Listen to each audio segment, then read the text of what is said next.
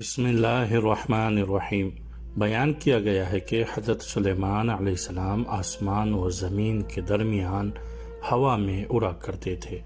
چنانچہ ایک دن جب کسی گہرے سمندر میں ان کا گزر ہوا تو دریا میں ہولناک موجیں اٹھتے دیکھ کر ہوا کے پھیل جانے کا حکم دیا اور جناتوں کو دریا میں غوطہ لگا کر نیچے کے حال معلوم کرنے کا جب حضرت سلیمان علیہ السلام کے حکم سے جنوں نے دریا میں غوطہ لگایا تو اس میں موتی کا ایک ایسا چمکدار قبا دیکھا جس میں کوئی دروازہ نہ تھا۔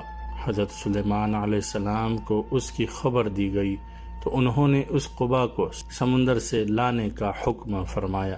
چنانچہ جنات نے اس کو سمندر سے نکال کر حضرت سلیمان علیہ السلام کے سامنے پیش کیا، جس کو دیکھ کر انہیں بہت تعجب ہوا اور اللہ تعالیٰ سے دعا کی، جس سے وہ قبا شق ہوا اور اس کا دروازہ کھل گیا۔ تو حضرت سلیمان علیہ السلام نے دیکھا کہ اس میں ایک نوجوان اللہ تبارک و تعالیٰ کے سامنے سجدہ میں مشغول ہے۔ تو حضرت سلیمان علیہ السلام نے اس سے دریافت کیا کہ تم فرشتے ہو یا جن؟ تو اس نوجوان نے جواب دیا کہ میں انسان کی جنس سے ہوں۔ اس کے بعد حضرت سلیمان علیہ السلام نے دریافت فرمایا، آخر یہ بزرگی اور فضیلت تجھے کیسے حاصل ہوئی؟ اس نوجوان نے عرض کیا کہ حضرت مجھے یہ فضیلت اطاعت والدین اور ان کے ساتھ حسن سلوک کے سبب حاصل ہوئی ہے۔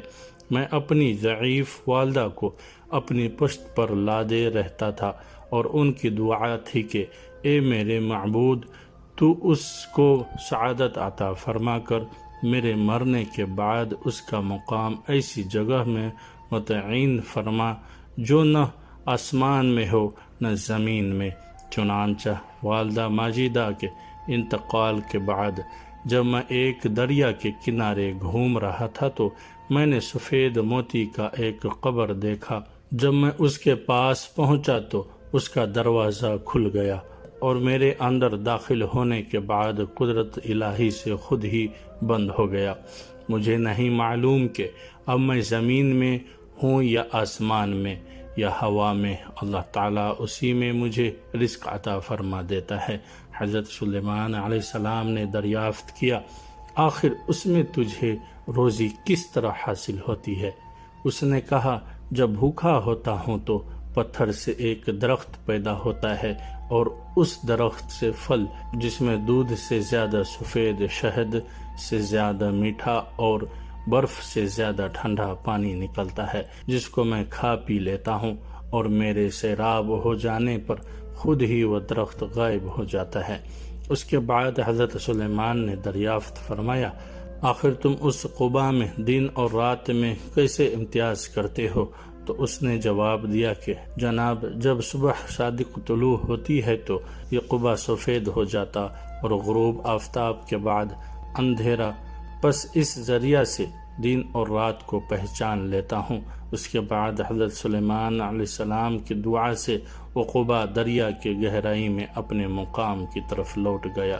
معلوم ہوا کہ ماں باپ کی خدمت کی کس قدر عظمت والا کام ہے۔ بے شک جو والدین کی خدمت کرتا ہے وہ اپنی دنیا بھی اچھی کرتا ہے اور آخرت بھی۔